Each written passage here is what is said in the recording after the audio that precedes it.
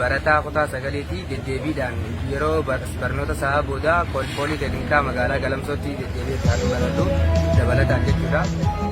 Kan inni irraa dhufe magaalaa Galamsoo ganda daadhii galaanii kan inni hojjete makiinaa Teslaa Saayibar Tiraakiidha.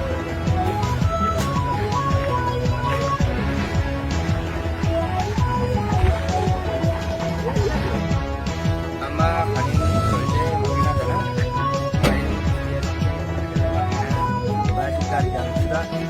Wanti isheen qaaliin dhimmoota kana yoo achirratti ibsiti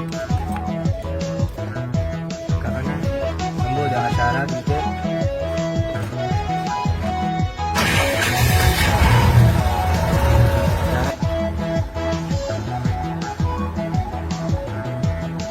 Uf.